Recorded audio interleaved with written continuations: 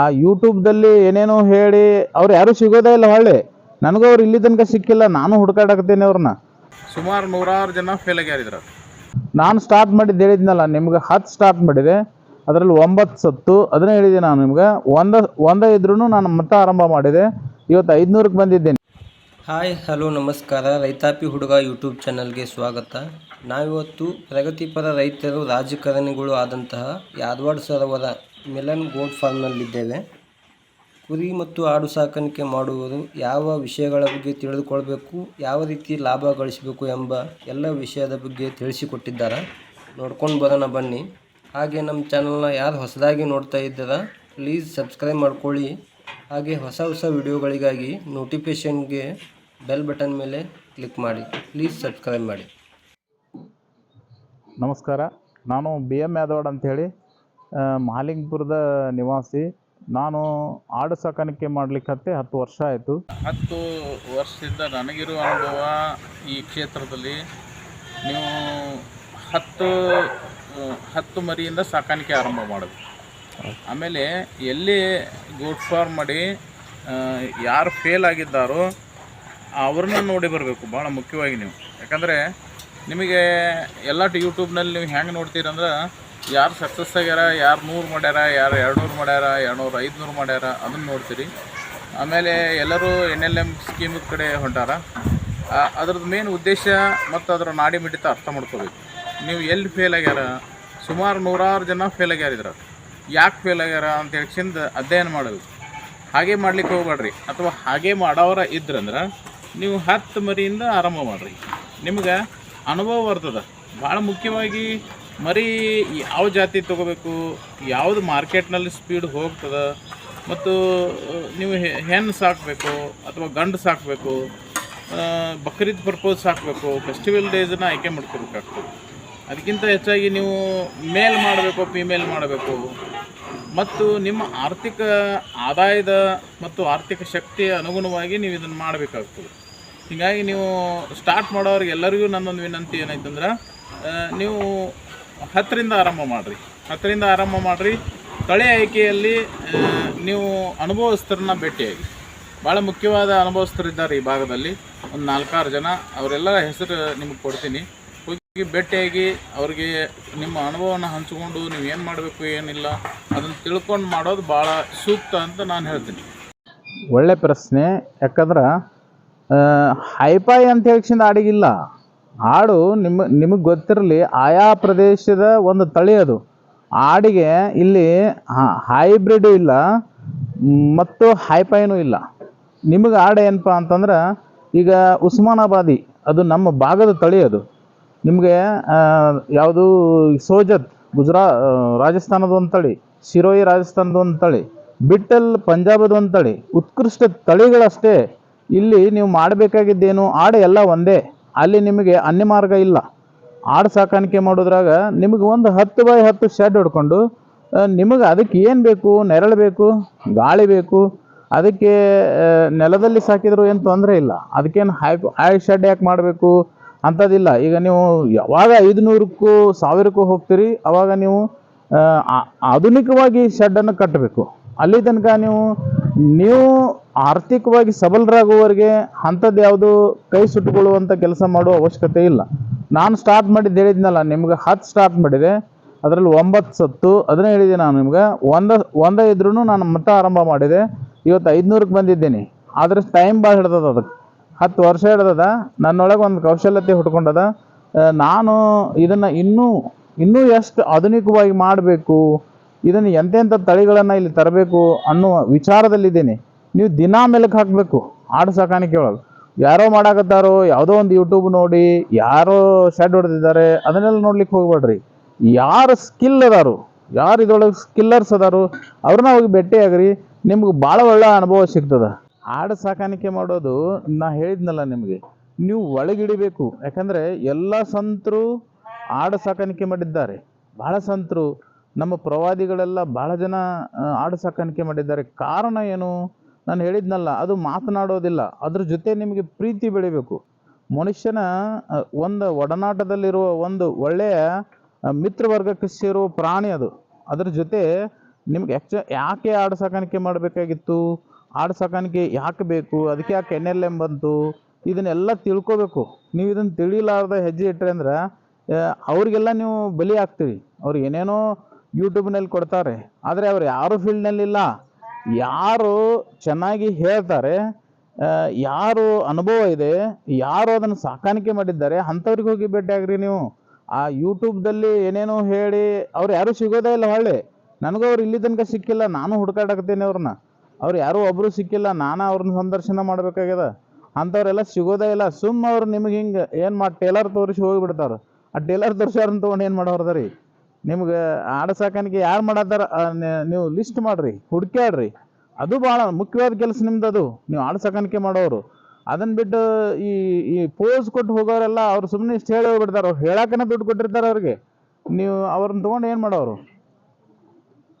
Sir ಮತ್ತೊಂದು question sir, ಇವಾಗ ನಾವು ಹೊಸದಾಗಿ ಮಾಡ್ತೀವಿ ಸರ್. ಈಗ ಜಮ್ನಾಪುರಿ ಮತ್ತು ಶಿರೋಹಿ ಇವಕ್ಕೆಲ್ಲ ನಮ್ಮ ಕರ್ನಾಟಕದಲ್ಲಿ ಬೇಡಿಕೆ ಇದೆಯಾ, ಅಥವಾ ಅವನ್ನ ಯಾವ ಥರ ಸಾಕ್ಬೋದು? ನಾವು ಈಗ ಹೊಸದಾಗಿ ಸಾಕೋದು ಯಾವ ಜಾತಿ ತಳಿನ ಸಾಕಬೇಕು ಅಂತೇಳಿ ಒಂದು ಏನು ಮಾಡ್ರಿ, ನಾನು ಹೇಳಿದ್ದು ನಿಮ್ಗಾಗಲೇ, ಫೆಸ್ಟಿವಲ್ ಡೇಸು ಭಾಳ ಒಳ್ಳೆಯದು. ಬಕ್ರೀದಕ್ಕೆ 5 ಲಕ್ಷ ಕೋಟಿ ಹತ್ತತ್ರ ವಹಿವಾಟು ನಡೀತದೆ ಭಾರತ ದೇಶದಲ್ಲಿ. 5 ಲಕ್ಷ ಕೋಟಿ ಅದು ಯಾರೋ ಅಂಬಾನಿ ಅದಾನಿಗೆ ಸೇರುವ ಹಣ ಅಲ್ಲ. ಅದು ಚಿಕ್ಕ ಹಿಡುವಳಿದಾರರು. ನೀವು 1ರಿಂದ ಸಾಕಾಣಿಕೆ ಆರಂಭ ಮಾಡಿ 10ರಿಂದ ಸಾಕಾಣಿಕೆನೂ ಮಾಡ್ಬೋದು, 100 ತನಕನೂ ಮಾಡ್ಬೋದು.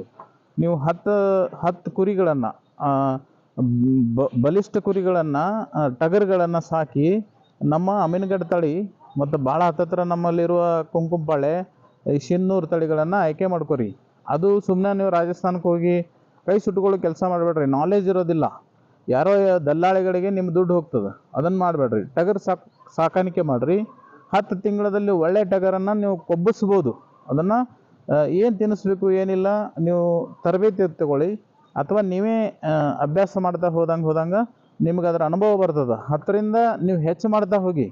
ಆವಾಗ ನಿಮಗಲ್ಲೇ ಮೊಟಿಲಿಟಿ ಸಂಖ್ಯೆ ಕಡಿಮೆ ಆಗ್ತದೆ. ಯಾಕಂದರೆ ಟಗರು ಅದು ಒಂದು ಕಲ್ಲಿನ ಜಾತಿ. ನಮ್ಮದೇನು ಅಮೀನ್ಗಢ ತಳಿ ಇದೆಯಲ್ಲ, ಅದು ಒಂದು ಗುಡ್ಗಾಡದಲ್ಲಿ ಬೆಳೆಯೋದ್ರಿಂದ ಅದಕ್ಕೆ ಮೊಟಿಲಿಟಿ ಸಂಖ್ಯೆ ಭಾಳ ಕಡಿಮೆ ಇದೆ, ಅಂದರೆ ಸಾವಿನ ಸಂಖ್ಯೆ. ಯಾವಾಗ ನಿಮಗೆ ಸಾಯದೇ ಉಳಿಯುವ ಮರಿಗಳು, ಆವಾಗ ನಿಮಗೆ ದ್ವಿಗುಣ ಆಗ್ತದೆ ದುಡ್ಡು. ಯಾವಾಗ ದ್ವಿಗುಣ ಆಗ್ತದೆ ಆವಾಗ ನಿಮಗೆ ಅದರೊಳಗೆ ಆಸಕ್ತಿ ಬರ್ತದೆ. ದುಡ್ಡು ಬರಲಿಲ್ಲ ಅಂದ್ರೆ ಸುಮ್ಮನೆ ಹೆಸರು, ಇದು ಸುಮ್ಮನೆ. ಇದು ಮೊದಲೆಲ್ಲ ನಾನು ಹೆಸರಿಗಾಗಿ 3 ವರ್ಷ ಕಾಲ ಕಳೆದಿದ್ದೀನಿ. ಅದು ಬೇರೆ. ಆಸಕ್ತಿ ಇತ್ತು ನನಗೆ ಬ್ಯಾಕ್ ಗ್ರೌಂಡ್ ಸರಿ ಚೆನ್ನಾಗಿತ್ತು. ನೀವು ಇದನ್ನೇ ಮಾಡೋರು, ಇದರಿಂದನೇ ಆದಾಯ ತೊಗೋಬೇಕನ್ನೋರು 10ರಿಂದ ಆರಂಭ ಮಾಡಿರಿ. ಆವಾಗ ನೀವು 100ಕ್ಕೆ ಹೋಗಿ ಆಟೋಮೆಟಿಕ್ಕಾಗಿ ಮುಟ್ತೀರಿ. ಅದನ್ನೆಲ್ಲ ಬಿಟ್ಬಿಡ್ರಿ. ಗದ್ದಲ ತಲೆಗೆ ಹಾಕೋಬೇಡ್ರಿ. ಹಿಂಗಾಗಿ 10 ಸ್ಟಾರ್ಟ್ ಮಾಡಿರಿ, ಚಿಕ್ಕದೊಂದು ಸೆಟ್ ಮಾಡಿರಿ. ಅಲ್ಲಿ ಹೇಳಿನಲ್ಲ, ಗಾಳಿ ಎಷ್ಟು ಬೇಕು, ನೀರು ಎಷ್ಟು ಬೇಕು, ಆಮೇಲೆ ನಿಮಗೆ ಬೆಳಕು ಎಷ್ಟು ಬೇಕು, ಇದನ್ನೆಲ್ಲ ತಿಳ್ಕೊಂಡು ಮಾಡಿದರೆ ಏನು ದೊಡ್ಡ ತೊಂದರೆ ಇಲ್ಲ. ದೊಡ್ಡ ಜ್ಞಾನನೂ ಇದಕ್ಕೇನು ಬೇಕಾಗಿಲ್ಲ. ನೀವು ಪ್ರೀತಿ ಇದ್ರೆ ಸಾಕು. ವ್ಯಾಕ್ಸಿನ್ ಬಗ್ಗೆ ಕೇಳ್ತಾ ಇದ್ರಿ, ಒಳ್ಳೆ ಪ್ರಶ್ನೆ ಕೇಳಿದ್ರಿ. ಯಾಕಂದರೆ ನೀವು ಖುದ್ದಾಗಿ ಇದ್ರಾಗ ಇಳಿಬೇಕು. ಖುದ್ದಾಗಿ ನೀವು ಇಳಿದಾಗ, ಯಾಕಂದರೆ ಯಾವುದೇ ವೈದ್ಯರನ್ನು ನೀವು ಸಂಪರ್ಕ ಮಾಡಿರಿ. ಸಂಪರ್ಕ ಮಾಡೋಕ್ಕೆ ತೊಂದರೆ ಇಲ್ಲ. ಆದರೆ ನೀವಾಗಿ ಇದರೊಳಗೆ ಏನು ಬೇಕು, ಇದರ ಮುಂಜಾಗ್ರತಾ ಕ್ರಮಗಳನ್ನು ನೀವು ತಿಳ್ಕೋಬೇಕು. ಇದರೊಳಗೆ ಒಂದು 4 ವ್ಯಾಕ್ಸಿನ್ಗಳು ಬರ್ತಾವೆ. ಅವುಗಳನ್ನು ಅಧ್ಯಯನ ಮಾಡಬೇಕು. ಮತ್ತು ಅನುಭವಸ್ಥರ ಜೊತೆ ಹಂಚ್ಕೊಳ್ಳಂತೇಳಿ ನಾವು ಆಗಲೇ ಆ ಅನುಭವಸ್ಥರ ಜೊತೆ ಅದನ್ನು ಚರ್ಚೆ ಮಾಡಿ ನೀವು ಅದನ್ನು ಒಂದು ಸಾಮಾನ್ಯ ಪ್ರೈಮರಿ ಸ್ಟೇಜ್ನಾಗಿನ ಕಾಯಿಲೆಗಳನ್ನು ಅರಿಬೇಕು. ಮತ್ತು ಸ್ವಲ್ಪ ನಿಮಗೆ ಅದರೊಳಗೆ ವಿದ್ಯೆ ನೀವಾಗಿ ಕಲಿಬೇಕು. ಇಲ್ಲಾಂದ್ರೆ ನಿಮ್ಗೇನು ತೊಂದರೆ ಆಗ್ತದಂದ್ರೆ, ಈಗ ನೀವು ವೆಟರ್ನರಿ ವೈದ್ಯರನ್ನು ಸಂಪರ್ಕ ಮಾಡ್ಲಿಕ್ಕೆ ಹೋದ್ರೆ ಅವರಿಗೆ ಸಮಯ ಇರೋದಿಲ್ಲ. ಅವರು ಬರೋದು ಟೈಮು, ನಿಮ್ಮಲ್ಲಿ ಬಂದಿರೋ ಕಾಯಿಲೆಗಳು ಅದಕ್ಕೆ ಒಂದಕ್ಕೊಂದು ಹೊಂದಾಣಿಕೆ ಆಗೋದಿಲ್ಲ. ಹೀಗಾಗಿ ನೀವೇ ಎಲ್ಲವನ್ನು ಕಲಿಬೇಕಾಗ್ತದೆ. ಹೀಗಾಗಿ ನೀವು ಸರಿಯಾದ ಮಾಹಿತಿಯನ್ನು ನೀವೇ ತಗೋಬೇಕು. ಎಲ್ಲಾದರೂ ಒಂದು ಸ್ವಲ್ಪ ಟ್ರೈನಿಂಗ್ ಮಾಡ್ಕೋಬೇಕು, ಯಾರಿಗಾದರೂ ಹೋಗಿ ಭೇಟಿ ಆಗಬೇಕು. ಇದನ್ನು ನೀವು ಮಾಡಿದ್ದಾದ್ರೆ, ಯಾಕಂದ್ರೆ ಈ ಆಡು ಸಾಕಾಣಿಕೆ ಅಂದ್ರೆ ಆಡ ಮಾತನಾಡೋದಿಲ್ಲ, ನೀವು ಒಳಗಿಡಿಬೇಕು. ಅದಕ್ಕೆ ಭಾಳ ಮುಖ್ಯವಾಗಿ ಒಂದು 4-6 ವ್ಯಾಕ್ಸಿನ್ ಇದೆ. ಆ ವ್ಯಾಕ್ಸಿನನ್ನು ತಿಳ್ಕೊಂಡು ಮಾಡಬೇಕು. ಇಲ್ಲ ಅಂದ್ರೆ ನಿಮಗೆ ಮತ್ತೆ ತೊಂದರೆ ಕಟ್ಟಿಟ್ಟು ಬುತ್ತಿ. ಸರ್, ಆಡು ಸಾಕಾಣಿಕೆ ಮಾಡೋರು ಅವುಗಳ ಆಹಾರದ ಬಗ್ಗೆ ಒಂದು ಸ್ವಲ್ಪ ನಮ್ಗೆ ಮಾಹಿತಿ ಇಲ್ಲ ಸರ್, ಅದ್ರ ಬಗ್ಗೆ ತಿಳಿಸ್ಕೊಡಿ.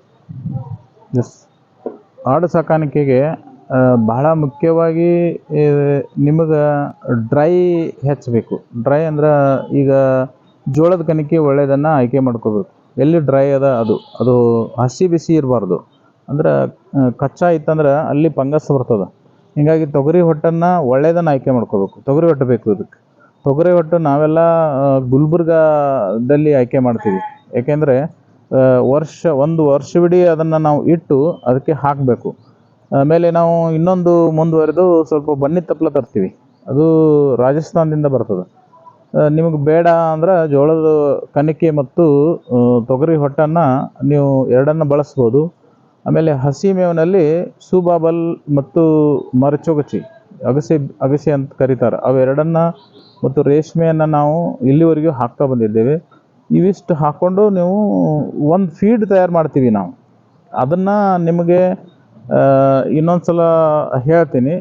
ಆ ಫೀಡ್ ಏನು ತಯಾರು ಮಾಡ್ತಾರೆ ಎಲ್ಲ ನಿಮಗೆ ಡೀಟೇಲ್ಸ್ ಬೇಕಂದರೆ ಕೊಡ್ತೀನಿ. ಆಮೇಲೆ ಎಲ್ಲ ಬೇಡ ಅಂದರೆ ನೀವು ಮೆಕ್ಕೆಜೋಳ ಹಾಕ್ಕೊಂಡು ಮರಿಗಳನ್ನು ಬೆಳೆಸ್ಬೋದು, ಏನು ತೊಂದರೆ ಇಲ್ಲ. ನೀವು ಖರ್ಚು ಮತ್ತು ವೆಚ್ಚದ ಆಧಾರದ ಮೇಲೆ ತಳಿ ಆಯ್ಕೆ ಮಾಡ್ಕೊಳ್ಳಿ ಬಹಳ ಮುಖ್ಯ ಅದೇ. ಯಾಕೆಂದರೆ ನಿಮಗೆ ಒಂದು ಕಿಲೋ ಮಟನ್ದು ಇವತ್ತಿನ ರೇಟು ಬಕ್ರೀದ್ನಲ್ಲಿ ಅದು ಸುಮಾರು 300-400 ಇರ್ತದೆ. 400 ಇದ್ದಾಗ ತಿಂಗಳಿಗೆ 1 ಕಿಲೋದ ತೂಕ ತಿಂದರೆ ಒಂದು 3 ಕಿಲೋದ ನಿಮಗೆ ಆದಾಯ ಉಳಿಬೇಕು. ಅಂಥದ್ದೊಂದು ಪ್ಲ್ಯಾನ್ ನೀವೇ ಮಾಡ್ಕೋಬೇಕು. ಒಂದು ಕ್ರಿಯಾ ಯೋಜನೆಯನ್ನು ನೀವು ಮಾಡ್ಕೋಬೇಕು.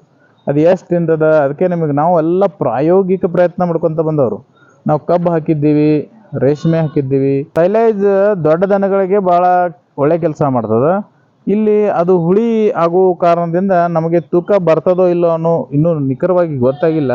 ಅದಕ್ಕೆ ಸೈಲೇಜ್ ಬಳಸುವಾಗ ಭಾಳ ಎಚ್ಚರ ಇರಬೇಕು. ಯಾಕಂದ್ರೆ ಸೈಲೇಜ್ ರೆಡಿ ಆದಾಗ ಅಲ್ಲಿ ಏನಾದರೂ ಫಂಗಸ್ ಬಂದಿದ್ದರೆ ಅದು ಆಡಿನ ಮೇಲೆ ಪರಿಣಾಮವನ್ನು ಬೀರುತ್ತೆ. ಆ ಕಾರಣಕ್ಕಾಗಿ ನೀವು ಇದ್ರ ಜೊತೆಗೆ ಅಧ್ಯಯನ ಮಾಡ್ತಾ ತಿಳ್ಕೊಂಡು, ಯಾಕಂದರೆ ಬೇರೆ ಬೇರೆ ರೈತರು ಬೇರೆ ಬೇರೆ ಅನುಭವವನ್ನು ಹೊಂದಿದ್ದಾರೆ. ಯಾಕಂದರೆ ಅವರೆಲ್ಲ ಫೀಲ್ಡ್ನಲ್ಲಿ ಇರೋದ್ರಿಂದ ಅವ್ರಿಗೆ ಒಳ್ಳೆಯ ಅನುಭವ ಇರ್ತದೆ. ಅದಕ್ಕೆ ಅವ್ರನ್ನ ಸಂಪರ್ಕ ಮಾಡಿರಿ. ಈ ಹೇಳಿದ್ರಲ್ಲ ಇದೇಗೆ ಮಾಧ್ಯಮದವರು ಇದು ಸುಮ್ಮನೆ ಇದರಲ್ಲಿ ಕೋಟಿ ಗಳಿಸ್ಬೋದು, 4 ಕೋಟಿ ಗಳಿಸ್ಬೋದು, 10 ಕೋಟಿ ಗಳಿಸ್ಬೋದು, ಅದೆಲ್ಲ ಸಾಧ್ಯ ಇಲ್ಲ. ಅನುಭವಸ್ಥ ನೀವು ಅನ್ನದಾತ ಮಿತ್ರರನ್ನ ಭೇಟಿಯಾಗಿ, ಅವ್ರಿಗೆ ಒಳ್ಳೆಯ ಸ್ಕಿಲ್ ಇರ್ತದೆ ಮತ್ತು ಸತ್ಯ ಮಾತಾಡ್ತಾರೆ ಅವರು. ಅವರೆಲ್ಲ ಇದನ್ನೆಲ್ಲ ಹೇಳೋದಿಲ್ಲ. ಯಾವ ರೈತನು ಇವತ್ತು ನಿಮಗೆ ನೋಡ್ರಿ ಆ ರೀತಿ ಏನಾದರೂ ವೈಭವೀಕರಣ ಮಾಡಿ ಹೇಳೋದಿಲ್ಲ.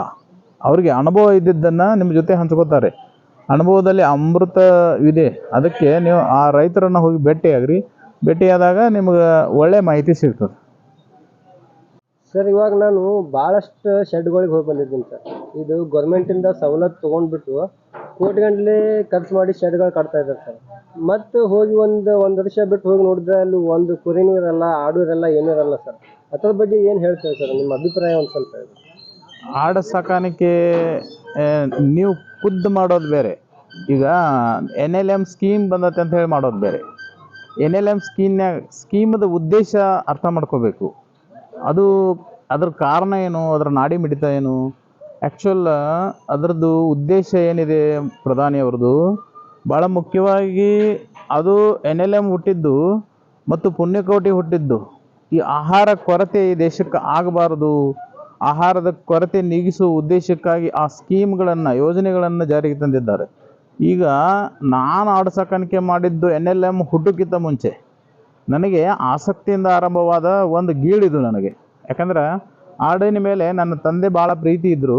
ಒಂದು ಆಡು ಅಲ್ಲಿತ್ತು, ಅದು ತೀರ್ಕೊಂತು. ಅವಾಗ ಅವರು ಭಾಳ ಕಳಕಳಿಯವಾಗಿ ರೋದನೆ ವ್ಯಕ್ತಪಡಿಸಿದ್ರು. ಅದು ನನ್ನ ತಲೆಯೊಳಗಿತ್ತು. ನಾನು ಆಡು ಸಾಕಾಣಿಕೆ ಮಾಡಿದ್ದು ಆಸಕ್ತಿಯಿಂದ. ಯಾಕಂದ್ರೆ ನನಗೊಂದು ಹವ್ಯಾಸ ಅದು. ಆಡು ಹೆಂಗಪ್ಪ ಅಂದ್ರೆ ಮಾತನಾಡೋದಿಲ್ಲ, ಅದ್ರೊಳಗೆ ನೀವು ಇಳಿಬೇಕು.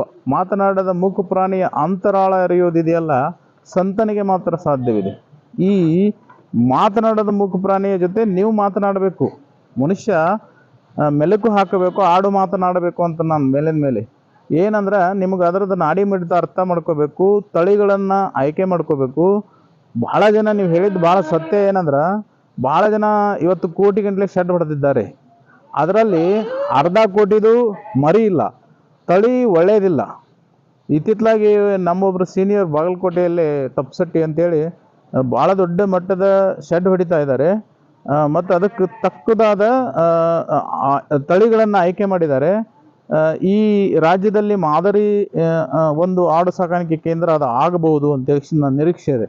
ಯಾಕಂದರೆ ನಮ್ಮ ಕನಸುಗಳನ್ನೆಲ್ಲ ಅಲ್ಲಿ ಬಿತ್ತಿದ್ದಾರೆ. ಅಲ್ಲಿ ಒಂದ್ಸಲ ಹೋಗಿ ನೋಡಿ ಬರ್ರಿ, ಭಾಳ ಚೆನ್ನಾಗಿ ಮಾಡಿದ್ದಾರೆ. ನಾನು ಇದನ್ನು ಭಾಳ ಹಂತ ಹಂತವಾಗಿ ಬೆಳೆಸ್ಕೊಂಡು ಬಂದವನು. ನಾನು 10 ಆಡಿನಿಂದ ಆರಂಭ ಮಾಡಿ 9 ಸತ್ತು, ಆದರೆ ನನ್ನ ಆಸಕ್ತಿ ಸತ್ತಿದ್ದಿಲ್ಲ. 9 ಆಡ ಸತ್ತಿತ್ತು ಅಷ್ಟೇ. ನನ್ನೊಳಗಿರುವ ಆಸಕ್ತಿ ಕುಂದಿದ್ದಿಲ್ಲ, ಸತ್ತಿದ್ದಿಲ್ಲ. ಅದಕ್ಕಿದು 500ವರೆಗೆ ವ್ಯಾಪಿಸಿದ್ದು. ಯಾಕಂದರೆ ನಮಗೆ ಅನುಭವ ಒಂದೇ ವರ್ಷದಲ್ಲಿ ಬಂದಿಲ್ಲ, ವರ್ಷ ಬಂದು ಇವತ್ತು ನಾವು ದಶಮಾನೋತ್ಸವದಲ್ಲಿದ್ದೀವಿ. ಮುಂದಿನ ವರ್ಷ ನಾವು ದಶಮಾನೋತ್ಸವ ಕಾರ್ಯಕ್ರಮ ಮಾಡುವ ಒಂದು ವಿಚಾರ ಅದ. ಇಲ್ಲಿ ಯಾರು ತಪ್ತಾ ಇದ್ದಾರೆ, ಯಾರು ಹೊಸ ಪ್ರತಿಭೆಗಳು ಬರ್ತಾ ಇದೆ, ಈ ರೈತರಿಗೆ ನಾವು ಒಂದು ತರಬೇತಿ ಕಾರ್ಯಕ್ರಮ ಮಾಡುವ ಉದ್ದೇಶ ಇದೆ. ಯಾಕಂದರೆ ಇದು NLM ಸ್ಕೀಮ್ ಏನಿದೆ, NLM ಸ್ಕೀಮು ಈ ದೇಶಕ್ಕೆ ಆಹಾರದ ಕೊರತೆ ಬೀಳಬಾರ್ದನ್ನೋ ಉದ್ದೇಶಕ್ಕಾಗಿ ಹುಟ್ಟಿದ್ದು. ನೀವು ಶೆಡ್ ಹೊಡೆದು 25 ಲಕ್ಷ ಶೆಡ್ ಹೊಡಿಬೇಕು. ಶೆಡ್ ಹೊಡೆದು ನೀವು ಅದರೊಳಗೆ ಮರಿ ತರೋದ್ರೊಳಗೆ ಸೋತಿರ್ತೀರಿ. ಯಾಕಂದರೆ ಗೊತ್ತಿರೋದಿಲ್ಲ, ಹೊಸಬ್ರು ಇರ್ತೀರಿ, ತಳಿಗಳ ಆಯ್ಕೆ ಗೊತ್ತಿರೋದಿಲ್ಲ. ಯಾರೋ ದಲ್ಲಾಳಿಗಳು ಬಂದು ನಿಮಗೆ ಮರಿಗಳನ್ನು ಕೊಡಿಸ್ತಾರೆ. ಅದರೊಳಗೆ ಜೊತೆ ಅಲ್ಲಿ ನಿಮಗೆ ರೋಗ ಬರ್ತದೆ. ಆ ರೋಗ ನಿಮಗೆ ನೀಗಿಸುವ ಶಕ್ತಿ ಇರೋದಿಲ್ಲ. ನೀವು ಒಂದು 500 ಮರಿ ಕೊಳ್ಳುವಾಗ ಸುಮಾರು 100 ಮರಿ ಸತ್ತು ಬಿಟ್ರೆ ನೀವು ಅಲ್ಲಿ ಏನು ಮಾಡಿಬಿಡ್ತೀರ ಅಂದರೆ ನಿಮ್ಮ ಶಕ್ತಿ ಮತ್ತು ಧೈರ್ಯ ಕುಂದಿ ಹೋಗಿಬಿಡ್ತದೆ. ಹೀಗಾಗಿ ಅನಾಹುತಗಳಾಗ್ತಾ ಇದ್ದಿದ್ದು. ಶೆಡ್ಗಳನ್ನು ಕಟ್ಟಿ ಶೆಡ್ಗಳನ್ನು ನೋಡ್ಲಿಕ್ಕೆ ಅಷ್ಟೇ ಸಿಗ್ತಾ ಇದೆ, ಅದರೊಳಗೆ ಮರಿ ಸಿಗ್ತಾ ಇಲ್ಲ, ಅದರೊಳಗೆ ನಿಮಗೆ ಬೇಕಾಗಿದ್ದ ತಳಿಗಳು ಸಿಗ್ತಾ ಇಲ್ಲ. ಹೀಗಾಗಿ ತೊಂದರೆ ಆಗ್ತಾ ಇರೋದು. ಅದಕ್ಕೆ ನೀವು ಆರಂಭ ಹೆಂಗೆ ಮಾಡಿರಿ ಅಂತ ನಾನು ಮೊದಲೇ ಹೇಳ್ಬಿಟ್ಟಿದ್ದೀನಿ. 10ರಿಂದ ಆರಂಭ ಮಾಡಿರಿ, ಅನುಭವ ಬರ್ತದೆ. ಅನುಭವದಿಂದ ಮೇಲೆ, ಯಾಕಂದರೆ ಯಾವುದೇ ಒಂದು ಕೆಲಸ, ಯಾವುದೇ ಒಂದು ಪವಾಡ ಒಂದೇ ವರ್ಷದಲ್ಲಿ ಆಗೋದಿಲ್ಲ. ಸುಮಾರು ವರ್ಷಗಳನ್ನು ನೀವು ಅದರ ಜೊತೆ ಒಡನಾಟ ಇದ್ದಾಗ ಮಾತ್ರ ನಿಮಗೆ ಕೆಲಸದ ಜೊತೆ ಕೌಶಲ್ಯತೆ ಬೆಳೀತದೆ. ಕೌಶಲ್ಯ ಬೇಕು, ಕೆಲಸ ಭಾಳ ದೊಡ್ಡದಲ್ಲ. ನಿಮಗೆ ಯಾವಾಗ ಕೌಶಲ್ಯತೆ ಬೆಳೀತದೆ ಆವಾಗ ನೀವು ಸಾಧನೆ ಮಾಡ್ಲಿಕ್ಕೆ ಸಾಧ್ಯದ, ಸಕ್ಸಸ್ ನಿಮ್ಮ ಜೊತೆಗೆ ಬರ್ತದೆ. ನೀವು ಸಕ್ಸಸ್ ಆಗೋಕ್ಕೆ ಯಾವುದೂ ಮಾಡೋಕ್ಕೆ ಹೋಗ್ಬೇಡ್ರಿ. ನೀವು ಮಾಡಬೇಕಾದ ಕೆಲಸದೊಳಗೆ ತಲ್ಲೀನತೆ ಇದ್ದರೆ ಸಕ್ಸಸ್ ತಾನಾಗಿ ಬರ್ತದೆ, ದುಡ್ಡು ತಾನಾಗಿ ಬರ್ತದೆ, ಹೆಸರು ತಾನಾಗಿ ಬರ್ತದೆ. ಹೀಗಾಗಿ ನಾವು ನಮ್ಮ ಆರೋಗ್ಯದ ಜೊತೆ ಕೆಲಸಗಳನ್ನು ಮಾಡಬೇಕು. ನಾನು ಆರೋಗ್ಯ ಕಳ್ಕೊಂಡು ಕೆಲಸ ಮಾಡ್ತಾ ಇದ್ದೆ. ಈಗ ಆರೋಗ್ಯನೂ ಗಳಿಸ್ಕೊಂಡಿದ್ದೀನಿ. ಈಗ ನಾನು ಇದನ್ನು 1,000ಕ್ಕೆ ಹೋಗಿ ತಲುಪಿಸೋ ಒಂದು ಯೋಜನೆ ಹಾಕ್ಕೊಂಡಿದ್ದೇನೆ. ಅದನ್ನ ಎಲ್ಲರಿಗೂ ರೈತರಿಗೆ ನಂದು ವಿನಂತಿ ಏನಿದೆ ಅಂದರೆ, ನೀವು ಇಳೀರಿ ಒಳಗೆ ನೀವು ಆಳವಾಗಿ ಇಳಿದಾಗ ಮಾತ್ರ ಸಾಧನೆ ಮಾಡ್ಲಿಕ್ಕೆ ಸಾಧ್ಯದ. ಇಲ್ಲ ಅಂದರೆ ಸಾಧನೆ ಆಗುವುದಿಲ್ಲ. ಅದರಾಗ ಆಡು ಸಾಕಾಣಿಕೆ ಒಂದು 100 ಜನ ನಾವು ಬಂದ ಕಾಲಕ್ಕೆ ಆಡು ಸಾಕಾಣಿಕೆದಾರರು ಬಂದರು, ಸುಮಾರು ಬೆರಳೆಣಿಕೆಯಷ್ಟು ಜನ ನಾವು ಉಳಿದಿದ್ದೀವಿ. ಇದಕ್ಕೆ ನಂದು ಎಲ್ಲರಿಗೂ ವಿನಂತಿ ಇದೆ. ರೈತಾಪಿ ಹುಡುಗ ಅಂಥೇಳಿ ಏನು ಯೂಟ್ಯೂಬ್ ಮುಖಾಂತರ ನಿಮ್ಮ ಎಲ್ಲ ವೀಕ್ಷಕರಿಗೆ ನನ್ನ ನಮಸ್ಕಾರಗಳು.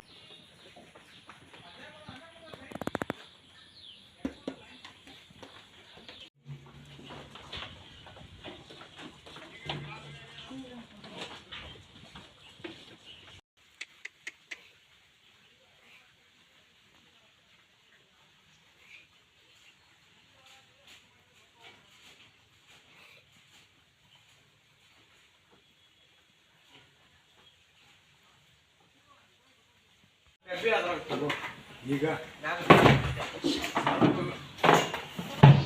ಒಂದು ಡಬ್ಬಿ ಇದ್ರಾಗಿಂದ ಹೋಗಿ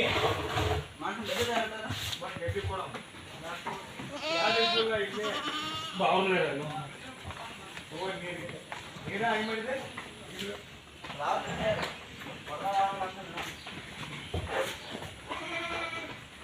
ಜಾಸ್ತಿ ಮಾಡ್ತಿಲ್ಲ. ಹಸಿರು ಮರಿ ಕ್ಯಾಲ್ಸಿಯಂ ಹೋಗಿ ಯಾವುದು